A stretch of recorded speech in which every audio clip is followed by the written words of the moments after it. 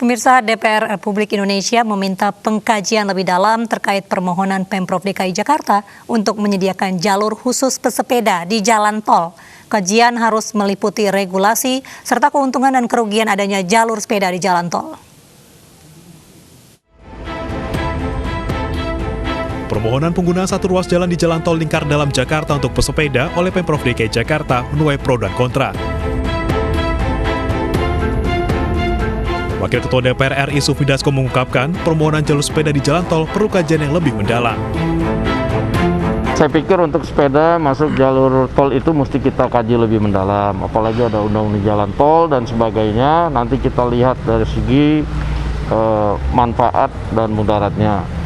Karena ini selain juga menjadi polemik soal jalan tol ini, memang mesti ada kajian yang lebih mendalam. Sementara itu, Pemprov DKI Jakarta hingga kini masih menunggu respon Kementerian PUPR terkait permohonannya. Jalur sepeda di tol dinilai mampu menekan volume pesepeda pada akhir pekan. Keselamatan pesepeda pun akan diperhatikan. Jadi sebagaimana yang kami lakukan pada jalur sepeda sementara Sudirman Tamrin, itu juga akan ada petugas yang patroli. Jadi petugas patroli akan ngelup juga di sana, begitu ada yang berhenti itu akan diminta untuk terus melakukan pergerakan, ada yang nongkrong atau kokong-kokong juga akan dilakukan penggebahan.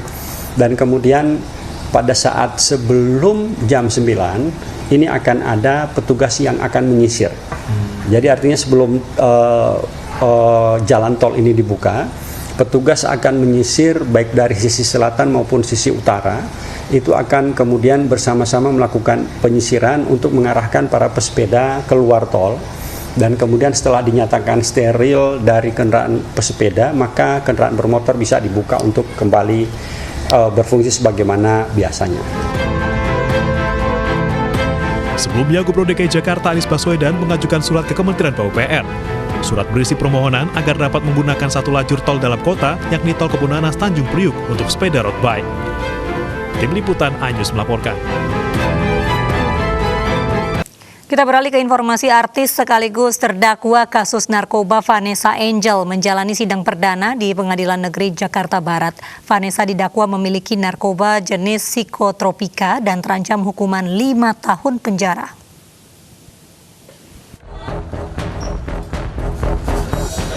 Terdakwa kasus narkoba Vanessa Angel menjalani sidang perdana di Pengadilan Negeri Jakarta Barat. Ia didampingi suami dan kuasa hukumnya. Jaksa mendakwa Vanessa terbukti memiliki narkoba jenis psikotropika berupa 20 butir pil Xanax tanpa resep dokter. Vanessa terancam hukuman 5 tahun penjara. Menanggapi dakwaan ini, Vanessa mengaku siap menerima dan tidak akan mengajukan eksepsi. Ya karena memang nggak ada yang harus ditolak, memang biar cepat aja sidangnya. Karena emang Iya. Tapi yang jelas sih yang penting aku bisa sama anakku sama suamiku aja lah. Itu aja sih yang paling. Pada Maret lalu, Vanessa bersama suami dan asistennya diciduk di kediamannya di Jakarta. Polisi menemukan 20 butir psikotropika tanpa resep dokter. Meski hasil tes urin negatif narkoba, Vanessa tetap berstatus tersangka dan menjadi tahanan kota. Kejaksaan Negeri Jakarta Barat mengabulkan permohonan tahanan kota yang diajukan Vanessa karena ia memiliki bayi dan masih menyusui. Dari Jakarta, Tim Liputan iNews melaporkan. Depresi karena akan ditahan tersangka kasus korupsi mantan Kepala Badan Pertanahan Nasional Kota Denpasar, Tri Nugraha, bunuh diri dengan menembak dirinya sendiri. Tersangka bunuh diri di dalam toilet Gedung Kejaksaan Tinggi Bali usai diperiksa terkait kasus gratifikasi dan tindak pidana pencucian uang. Sejumlah petugas kejaksaan mengevakuasi Tri Nugraha usai ia menembak dirinya sendiri di toilet dengan pistol. Tersangka dibawa dengan mobil tahanan untuk dilarikan ke rumah sakit terdekat, namun tersangka meninggal dunia dalam perjalanan. Pihak Kejati Bali mengaku sudah mengawal tersangka, namun mereka belum mengetahui dari mana tersangka mendapatkan senjata api.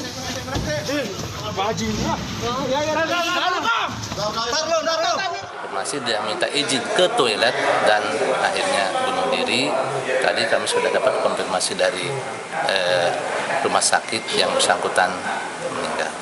Pak, bunuh dirinya pakai apa sih Pak?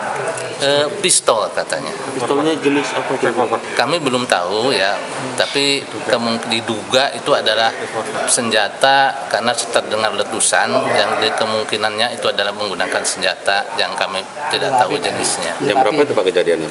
Kejadian sekitar hampir jam 7 lebih sedikit. Komisi Nasional Perlindungan Anak mengeluarkan surat edaran yang berisi seruan penghentian penggunaan istilah anjay. Surat edaran penghentian kata anjay mendapatkan tanggapan beragam dari warganet dan juga anggota DPR.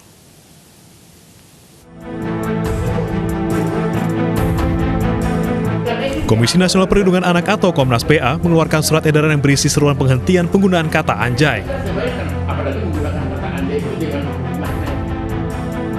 Dalam edaran yang dikeluarkan 29 Agustus lalu, Komnas PA meminta publik menghentikan penggunaan istilah anjay untuk tujuan merendahkan dan melecehkan. Keluarnya surat dari Komnas PA yang merupakan organisasi independen pun membuat heboh media sosial.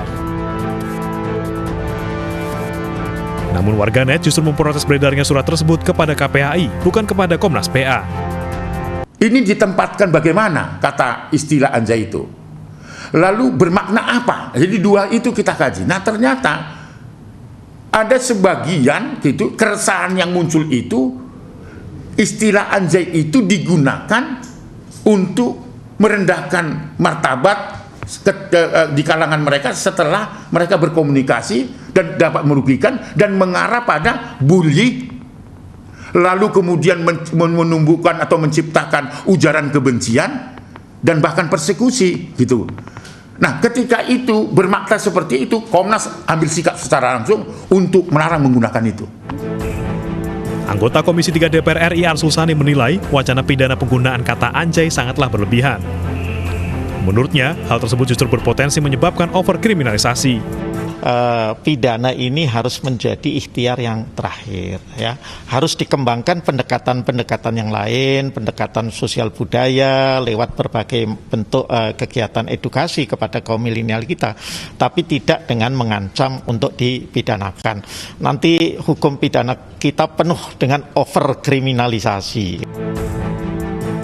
Polemik penggunaan kata anjay muncul setelah YouTuber Lutfi Agizal membahasnya bersama dengan ahli bahasa Indonesia. Dalam videonya, Lutfi mencoba mengedukasi bahwa penggunaan kata anjay bisa merusak moral. Tim Liputan iNews melaporkan.